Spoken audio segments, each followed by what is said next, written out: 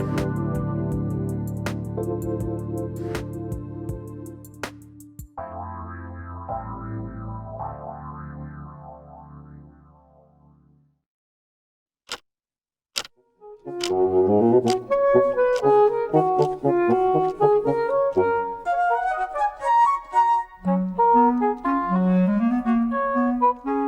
everyone. I'm Mariangela Maguire, and you're listening to Nothing But Now on Transformation Talk Radio. Thank you so much for joining me today.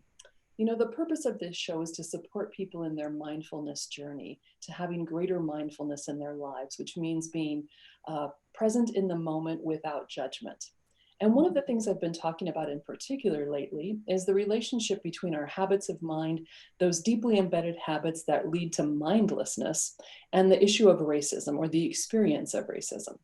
And I've really been thinking about, for whites, specifically how it is that a deeply held belief in white racial superiority has become so embedded in our consciousness that it's hard for us to bring it to conscious awareness in order to change it. And I think that one of the keys to changing a deeply held belief is paying attention to how we feed our minds, what information we consume. And this is a particular problem then for white Americans because we often have very limited experience with and information about Black Americans, which gives us a very distorted view of both individual lives and the lives of Black Americans in a more collective sense. So as part of my own mindfulness journey, I want to use this platform as an opportunity to disrupt those habits of mind that reinforce notions of white racial superiority. And disrupting those habits means feeding my mind and yours with counter narratives, stories from Black Americans about their, in some ways, ordinary and in many ways, extraordinary lives. My hope is that for white listeners, this is an opportunity to expand your knowledge and awareness. And my hope is that for Black, Indigenous people of color who are listening, that these stories will resonate with your experience, those of your family and friends, and stories that are too little told in mainstream media. So my guest today, I'm very excited to have somebody that I haven't seen for many, many years. His name is Mr. Toriano Sanzone. And Toriano is the CEO of Wolfkeeper University in Chicago. He's also a podcaster. Toriano, thank you so much for joining me today. I'm Thank really you for excited. having me. Thank you for the wonderful intro. Wow. Your voice is so relaxing. I was just ready to just start. Yeah, let's get that's so great. Good to know. I appreciate the feedback. So as I mentioned to you, I start the show with a breathing exercise, and I know you know this, and I can see this just in the beautiful surrounding you put yourself in for the show, that breathing really helps us to be calm, and it helps us steady ourselves. And so we're gonna do this breathing exercise together, and I appreciate you joining me with it. So what we do, and I wanna encourage people, if you're doing this at home, and I hope you are, is try to make the inhalation shorter and the exhalation longer. And kind of pause at the top of that inhalation. And then we're going to do mindfulness educator Lori Cameron's specific strategy, which is 3 deep breaths. So the first breath, we just pay attention to the sensation of the air entering and exiting our bodies. Second breath, we notice any place we feel tension and relax. And then third, we set our intentions for this moment. So breath number 1, just pay attention to your breath.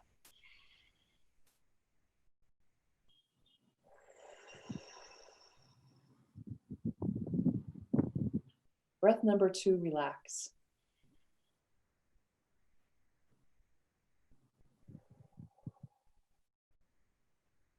And breath number 3, set your intention for this moment.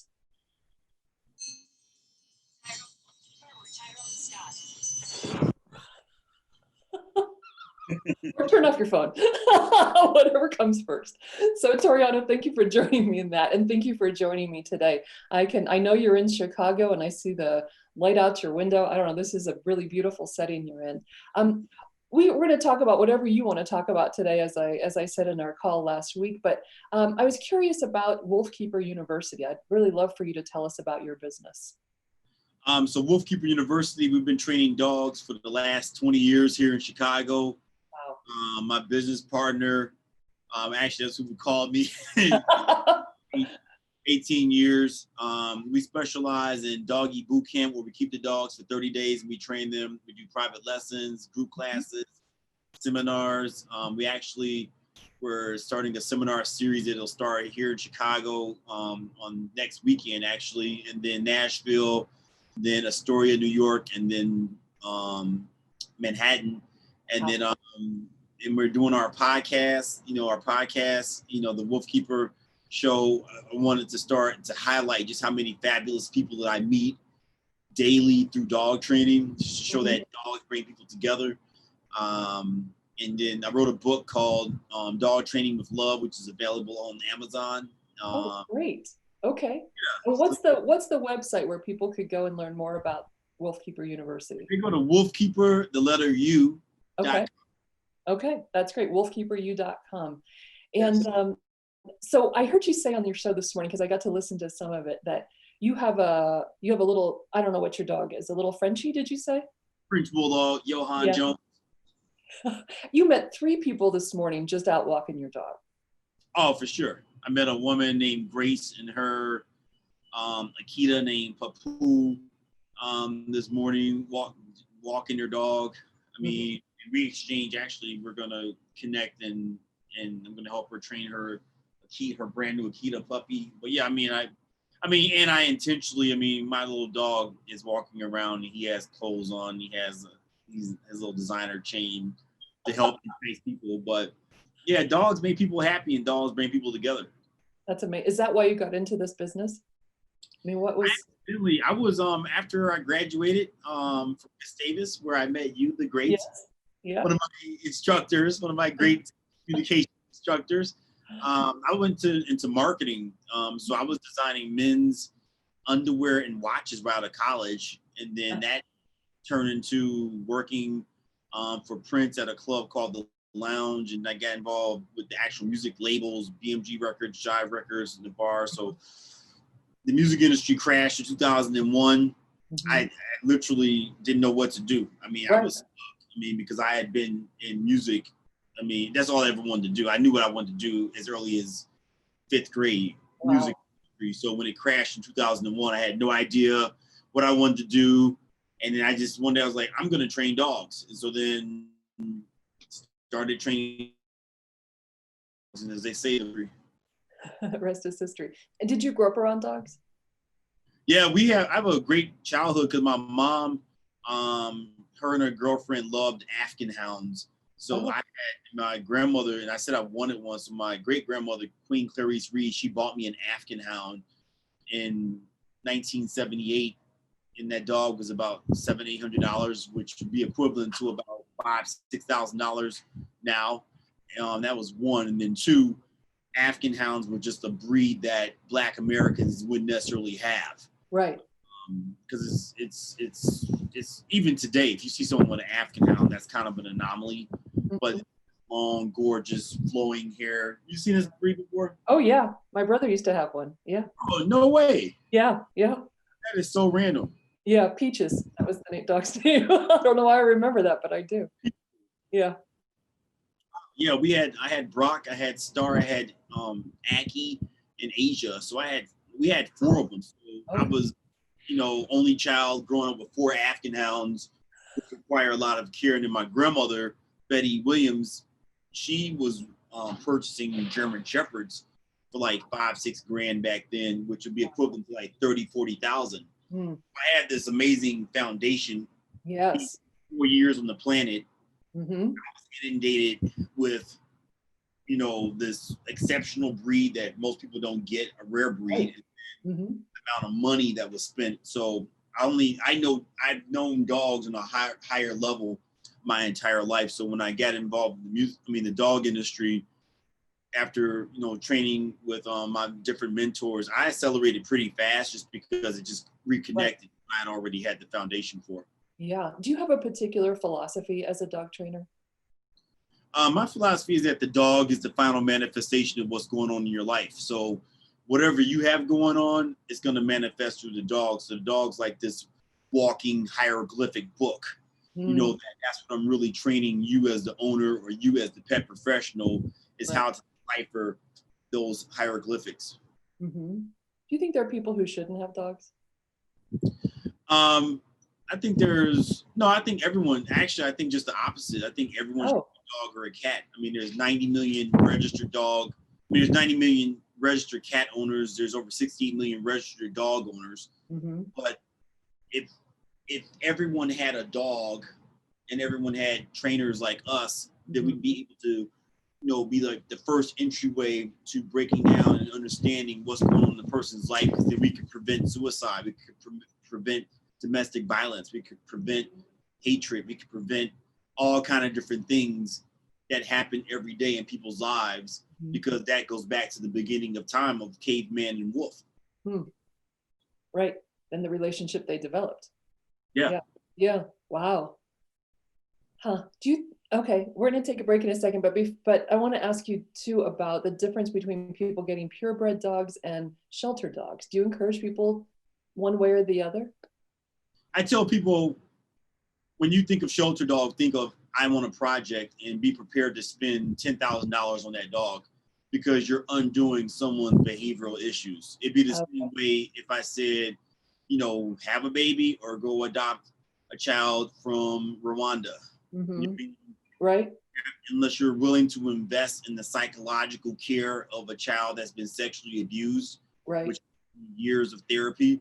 Same thing with the dog. Unless you're willing to, pay me as a behaviorist to train that dog. I mean, because a puppy, a golden retriever puppy from the breeder, I'm going to charge you $6,500 for 30 days of training. So if you adopt a dog, that cost goes up because we have to undo everything that happened prior to you.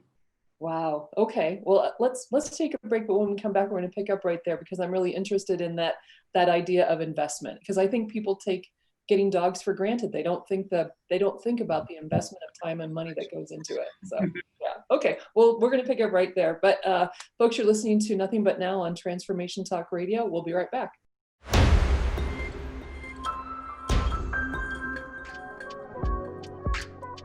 Hi, everyone. Welcome back to Nothing But Now on Transformation Talk Radio.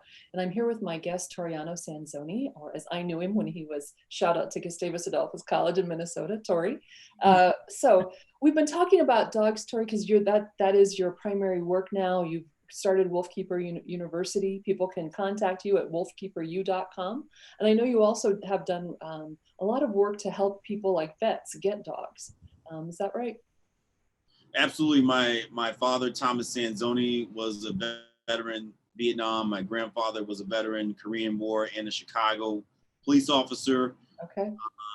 And my other grandfather, William Buford, was a veteran Korean War and a Cook County sheriff. So I grew up with vets. Yeah. And during my journey of dog training, my high school sweetheart, Alicia Jennings, when she came back from the Air Force, she struggled with a lot of mental illness, and then in 2015 she took her life. And I would say since then I probably know about at least 5 vets personally that have taken their lives. So we have created the program where we train service dogs for veterans suffering from PTSD, military sexual trauma, which a lot of people aren't aware of, that the amount of men specifically too, and Black men that are assaulted and raped in the military, and then traumatic brain injury. Oh, wow. That's a lot of incredibly good work. Yeah. So, I think one of the things that you would say maybe about your philosophy as somebody who cares deeply about dogs and about people is that the dogs have the capacity to help us heal. And you gave a great list earlier of, you think it obviously helps veterans who've had all kinds of experiences. It helps people in domestic violence situations. It's really, dogs are powerful in our lives. So do you think that dogs have a role to play in healing racial divides in our country? Do you see that in your daily life? Absolutely. I mean, you look at our presidents, for example. I mean, when I was in school, right? President Bush dog, Barney. Barney bit multiple, you can Google Barney, the Scottish Terrier. He bit multiple people. I mean, so there's something to be said about that energy that's transferred to the animal. That we can analyze. We don't have to analyze the human, because humans can lie. Dogs don't lie based upon their temperament, their body posture, their eyes. You can tell exactly what kind of help we need to get to that human. So a human without a dog, a human without a cat, a human without a horse, a human without another living creature, then it's difficult to help that person. So I have a person that's into bees. You know, he'll tell you based upon your reaction to that bee, if you're all like, what you need to do to correct that. Breathe. Right. It's so interesting you say that. I've become much better about not overreacting to a bee in my zone, in my face, because it doesn't help, right? It just upsets the bee, it upsets me. But if I'm calm, it's amazing how much different it is. And that transcends over to George Floyd, right? So I wish one of the saddest things when I saw that video, aside from being from Minnesota, aside from living 10 minutes from where he's at, aside from being a black male in America, aside from my son being out there that night. Right. In Minneapolis, out in the streets that night, telling me he just got tear gas in his eye. That I felt the saddest that I could have prevented that, because in that moment in time, when you're approached by this person and we pay, that's a civil servant to serve and protect, right? That energy of like what you did before you started your show, breathe. Right. His last words was, "I can't breathe." I know. Breathe, relax. Hey, come here. Relax. Okay, what do you want? I'm dead. Someone has to submit. So dogs teach you to submit. You can't force a cat to walk on a leash. You have to train your hands to have a certain dexterity to get that cat to lead, to follow. You can't bully a Japanese Akita. You can't bully a 180-pound Fila Brasileiro or Presa Canario, or a Cane Corso, or a Japanese Tosa, dogs that were designed to kill things. You can't take this 180-pound animal and like, come here, breathe, relax. So dogs could save lives every day, because every day, through police brutality, through domestic abuse, you name it, any injustice, the dog teaches us how to calm and relax and breathe in the midst of high impact scenarios that are life and death, which are judge, jury, and executioner in milliseconds. So in America, unfortunately, as a black male, you have to have that skill set. And no, it would be even more powerful than defunding the police. What? If every African-American male had to take a class and be certified in de-escalation and what to do to stay alive when confronted by a police officer. Because at a certain point, someone would say, hey, hold on. That's absurd. Why do they have to have a specific, because there's a high likelihood you could die. Right. For sure. 100%. Every day. I've heard you say this before, so I'm just gonna ask you straight up. How many times have you been stopped? Oh, 78 times. For sure. More. My landlord, quick short story, my landlord during George Floyd, this was already going on for a while, where, and this is not the first time, he's not even unique to this. I've had to move my business 3 times because of racial discourse. Wow. For sure. My landlord and his cronies to my face called me a nigger, Mooly, get the fuck out of our neighborhood. His daughter just 2 days ago told me, said, hey, no, I'm like, fine, I'm moving. I don't need this. I'm moving out, packing my stuff up. Been there for 2 years. Signed a 10-year lease intentionally. Right. No, I said, no, I want to sign a 10. You want to sign a 10? I said, y'all want to sign a 10. Why? Because I'm smart. Because I'm like, just in case stuff gets wrong. Right, exactly. I get behind in rent ever. Right. At me. 10 years, right? Yeah. $3,000 a month times 12 times 10. Right. I don't want to default and have that on my credit. No, of course not. Yeah. Do I think you would let me off the hook if I, no, I'm giving you all the power. Mm-hmm. Even with all that, his daughter looked me in the face and said,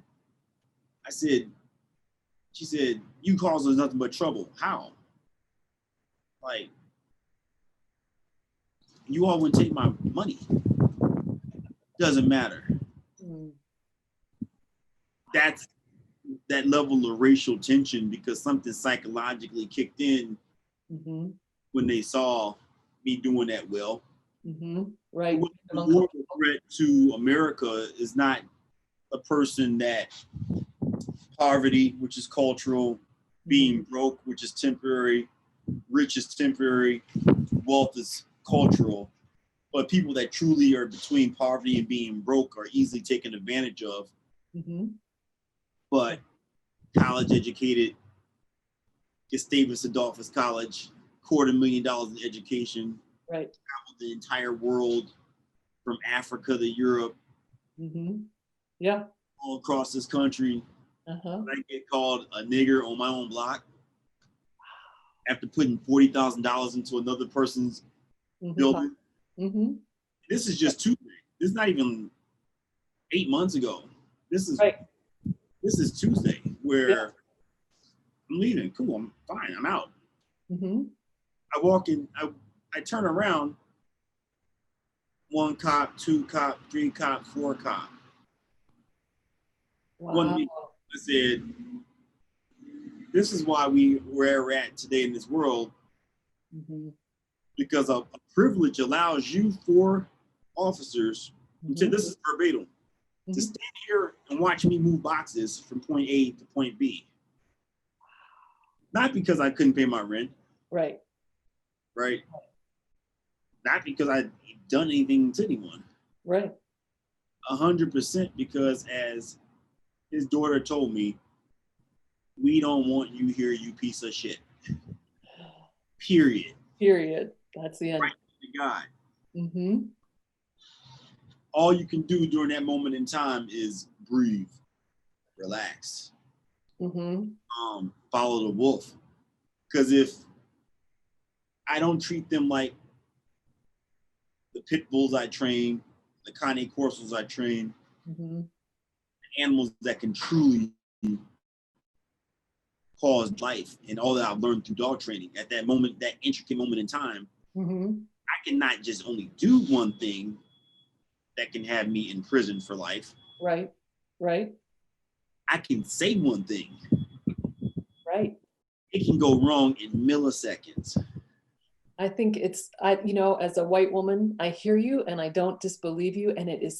But because my own experience is so different, it's really hard to say, I see it, right? You see it when I see the video, I see it over and over again, but it is hard to really wrap my head around how tenuous, how fragile life must sometimes feel.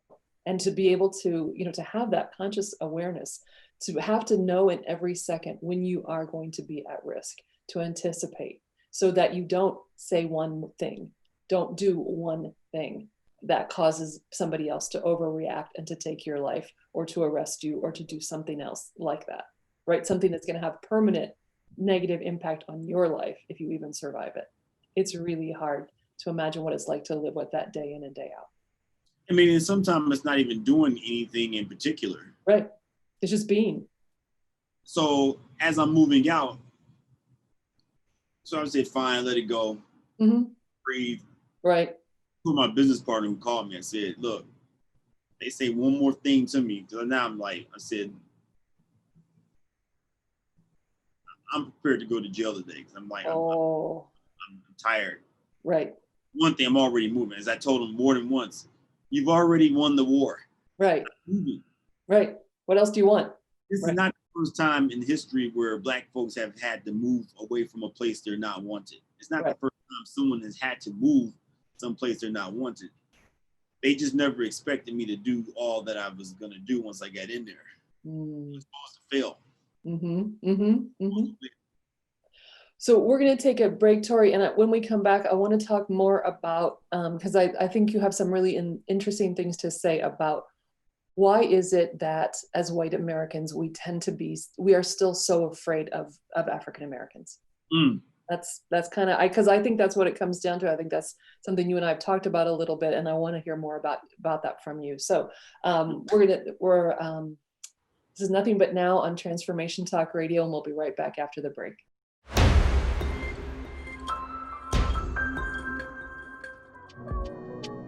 Hi, everyone. Welcome back to Transformation Talk Radio and Nothing But Now. I'm Mariangela Maguire, and my guest today is Toriano Sanzone. Toriano is the CEO of Wolfkeeper University in Chicago. He's a podcaster. You can find his podcast on Facebook Live every day at, what time does the podcast start? 11 a.m. Central Standard Time. 7 a.m. Oh my goodness. So how long does it go? How many hours do you broadcast each day? We basically prep. So I'm hanging out with the guests from like 10 to like 10 a.m. to 10:40. Okay. And we go live, which goes to like 12. Okay. Well, it's a very fun show, and the range of guests is really delightful and remarkable. I just have really enjoyed it when I've caught it. So we've been having a hard conversation this morning, Toriano, about race.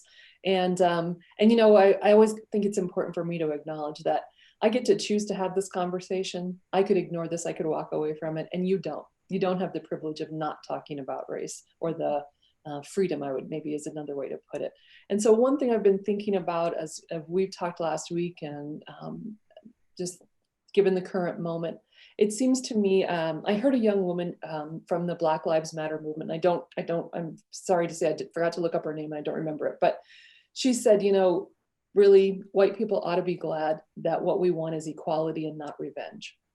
And I thought that was an incredibly important insight that she articulated. And I do think that there's a way in which the behavior of white Americans in this moment is showing an incredible fear of Black Americans, not in the sense that you're going to come, I don't know, loot my business, but that somehow, I don't know, that I can't atone sufficiently for the past, that you ought to want, that if I was in your shoes, I'd want revenge, not equality. I don't know. How do you make sense of this? What are you thinking about in this moment about these issues?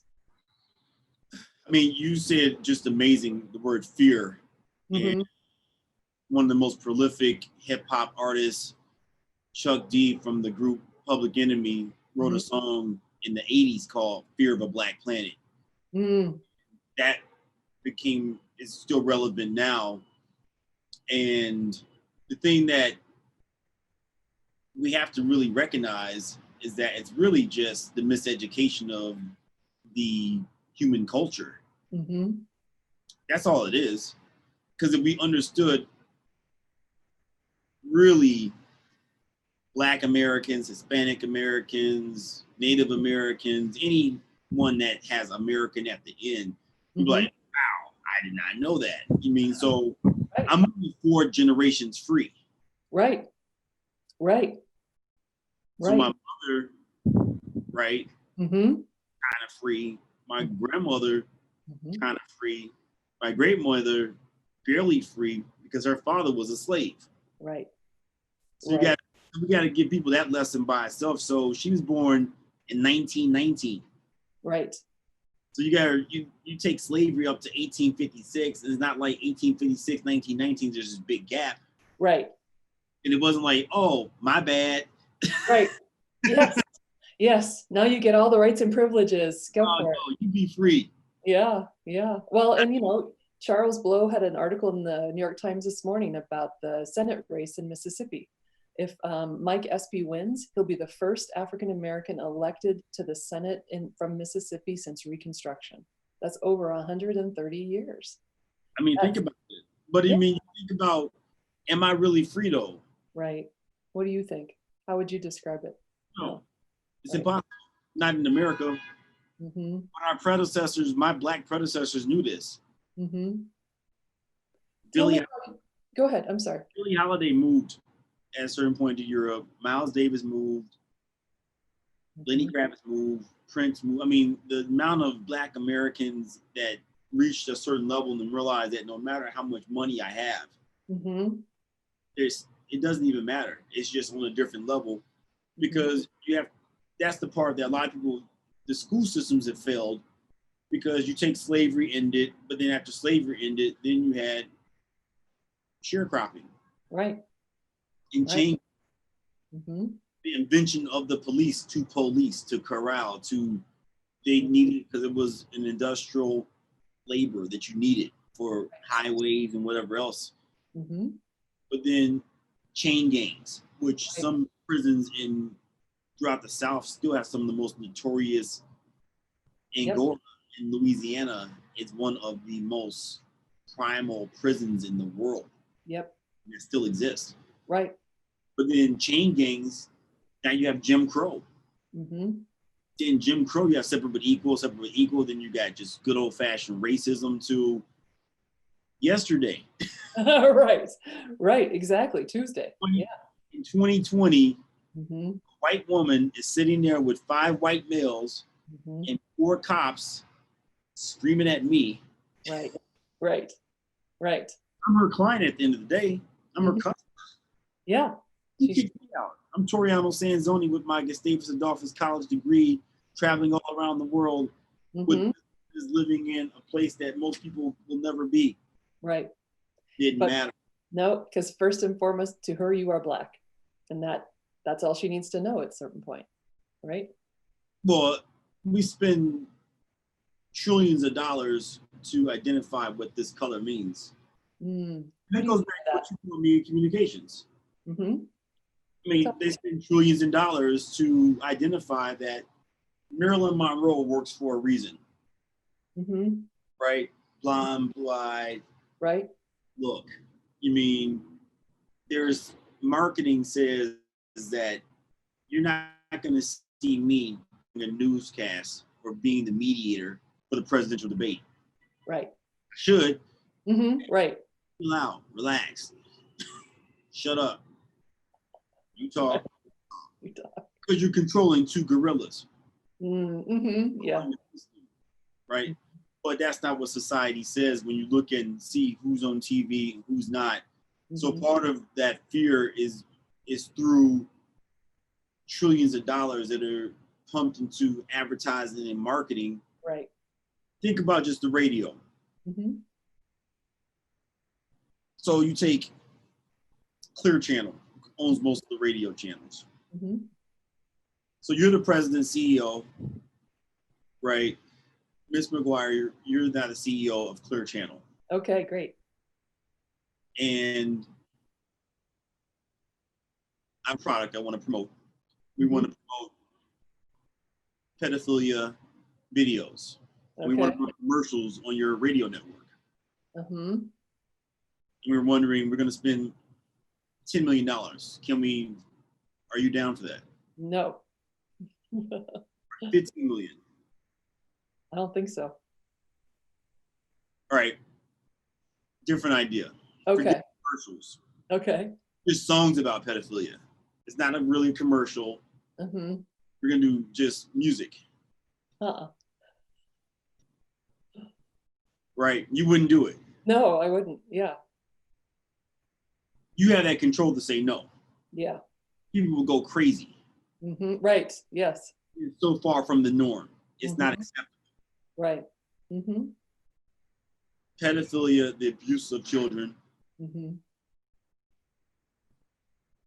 Violence. Right. So you're the CEO, Ms. Maguire, CEO of Clear Channel. Radio stations everywhere. Control most of the venues, Target Center, all that. Right. Whatever. I want to make songs about Black men killing each other. You air it on your radio station, though. Right. That's right. I do. It's already there. It's there. It's already there. You know you need that market. Yeah. What's the difference? Right. Right. Capitalism, because there's still capitalism, because someone is just, well, this one here you definitely can't do. If you get it, you're not getting it from me, and I can't make it mainstream. But right. But that I can. Yeah. Because the fear, which then also too, helps push the prison pipeline system, which trillions of dollars are made there in so many different ways and forms. Right. So if you actually destroy that fear, you're destroying systems that make trillions off the Black American, and always have and always will be until someone really wants to break it. But then you're talking about a lot of money, because it also comes down, it's beyond race. It comes down to capitalism. And it seems like, honestly, to break it, you'd have to find a way to make more money with different kinds of images that didn't reinforce. Because I think you're right. You know, the images that I think we're saturated with make Black men being in prison seem normal. Right? It just normalizes the prison industrial complex. The radio station on. Right. And so it doesn't. There was a time when rap music couldn't even get on any radio. I'm talking about Fresh Prince, Happy Go Lucky. Right. Yeah, that's true. No, we don't want it. No. MTV wouldn't support it. MTV had to have a whole other radio segment for MTV Raps. Right.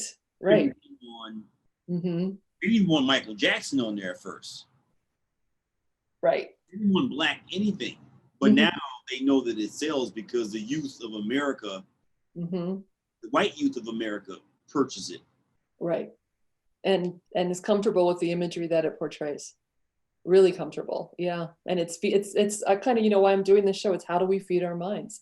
And that's a great example of a way we feed our minds that just reinforces. So you have to go to these CEOs and say, hey, stop playing the music. Right. But they won't sacrifice the millions they're making off of it. Right. Okay. So we're going to take our final break, and when we come back, let's talk about, I don't know, what you're going to talk about, whatever you want to talk about. But I know you also, you are a truth teller, but you are also a problem solver. So I want to come back, talk a little bit more about where you see opportunity, where you see hope, if you want to talk about that. Okay. So folks, you're listening to Nothing But Now on Transformation Talk Radio. We'll be right back.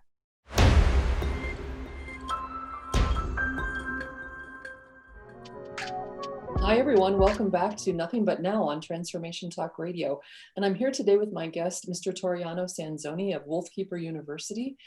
He's a master dog trainer. And so if you're interested in that in the Chicago area, but he's going to have seminars in other parts of the country, just go to wolfkeeperu.com and you can find out all about it.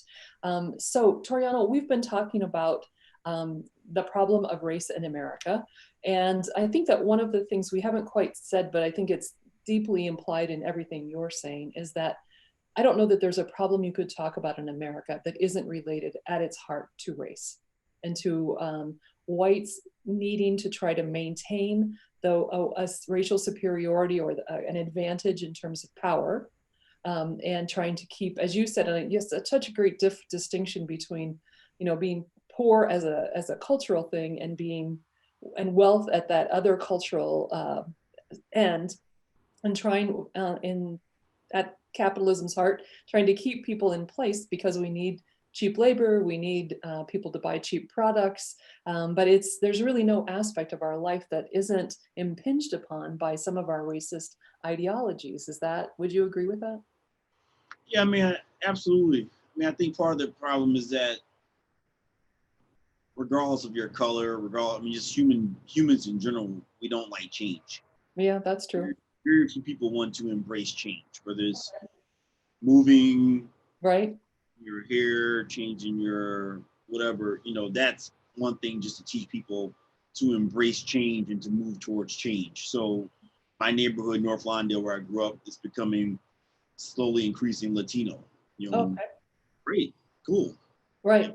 By the buildings that have just been sitting there for the last 40 years, cool. That we should embrace that versus being like, you're taking our neighborhood, and that's Black against Latino, it has nothing to do with white. Right. Or vice versa. If there's always going to be a change in there's one aspect of it is just the change period. But then when that change is attached to a level of programming that you've been told that this particular person or entity that is causing that change has these things attached to it, being, Black folks, they're gangbangers, they make They only have illegitimate children. They're on welfare. You mean they're gonna steal? They can't be trusted. They're this, they're that, and they are part of a change that's happening. Meaning they're your neighbor now, or your business moved in. That's when it becomes super sticky, and that's what we as America we have to. It's just, I mean, the sad thing is, and you as an educator, you have to know this. I mean, like, it just comes down to how much money you want to spend. I mean, because my mom, bless her soul, I went to Gustavus. Right. Here we are. We're still friends 25 years later, but that's some higher education. You get it. Right. They don't have the same education level. We're talking, which is kind of sad when you think about it, is like, the person that killed George Floyd didn't have that educational aptitude, and you're putting someone in the highest risk on a daily basis to go out and to protect. I mean, I would say that you can't defund the police, you have to spend more money. Because having someone with a weapon of mass destruction out on the streets in an alley, walking up a stairway, that they might lose their life. So yes, the brain wasn't developed, the mind isn't designed to be able to maintain that level of PTSD or trauma on a day-to-day basis.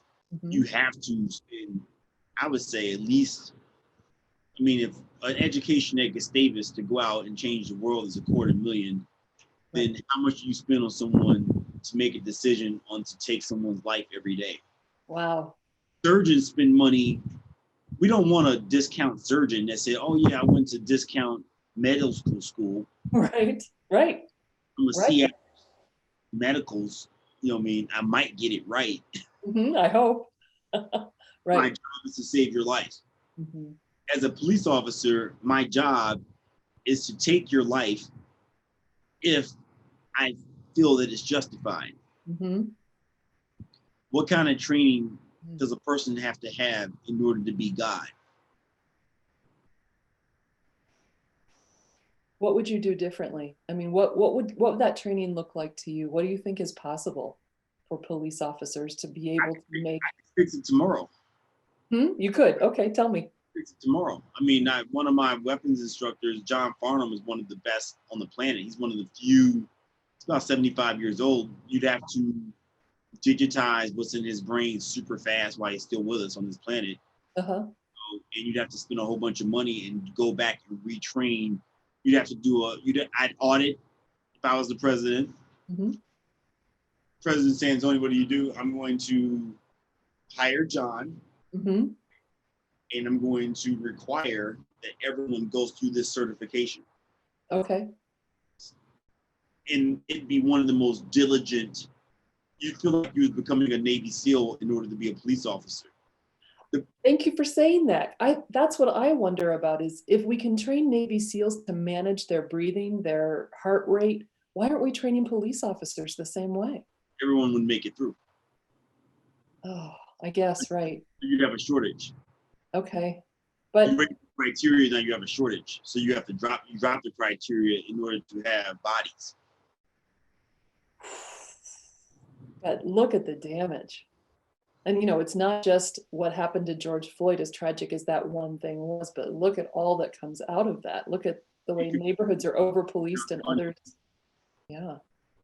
That's one. One is that education. The other is self-policing. What's that for you? What does that mean? Not being in situations where you're going to get stopped. Okay. Not being in situations where you're still, I'm a good example. You're still going to get stopped. Right. Everything right, but it's less likely. You can't, Black America, Latino America, you can't live in certain areas, period. It's a sad reality. You know what I mean? Yeah. That's just how it is. If you want to stay alive, if you want to increase your chances of staying alive, and even if you're not physically assaulted, right? Mental stress. Right. I'm a lot less stressed when I'm living in Mallorca, Spain. Yes. So why would I choose to put myself through living in Brooklyn, which I have, LA, which I have, Chicago, which I have, Minneapolis, which I have. Right. In all four. I don't need that stress. Right. And you can, anyone else. So move. Right. So don't defund the police, just give us money to move. Right? Well, there's people that would be all for that. Yeah. You want it, you can have it. That's what I'm saying. We can, the fixes are easy, but if you fix it, they'll seem so absurd. Not like, wait a minute, how do they get to move to light? Because they're high risk. Right. Yeah. Well, it's as if, you know, being non-white is a public health emergency, right? If you aren't white in this country, you're sort of at such high risk. Yeah. Right. For the stress of living in a, yeah. There's the things you can do, but they would seem so absurd. Right. Tori, we might have to have another conversation like this. We'd like to come back because we are about at our time. And I want to make sure to mention that you do a class. If people go to your website, wolfkeepersu.com, they'll find something called the Reentry Shock as a class you're doing. It's called Reentry Shock. I can work with an individual. I can work with a small group, large group. Okay. And it basically is teaching people specific techniques to do when confronted face to face, the truth. Okay. How to deal with, you know, instant crisis. Okay. That sounds really helpful. Yeah. And breaks my heart that it's necessary. Right? Both at once. So yeah. So thanks everybody for joining me today, for joining me with my conversation with Mr. Toriano Sanzone. You can find more about his work at wolfkeeperu.com. He's a master dog trainer. He's a podcaster. You can find his podcast live Monday through Friday on Facebook Live. I really appreciate you being with me today. It was an important conversation. I hope we get to do this again. Absolutely, soon. Yes, exactly. Okay, take care everyone, and try to be kind to your mind, right? Kind to your mind. Thanks for joining me on Nothing But Now on Transformation Talk Radio. Ciao.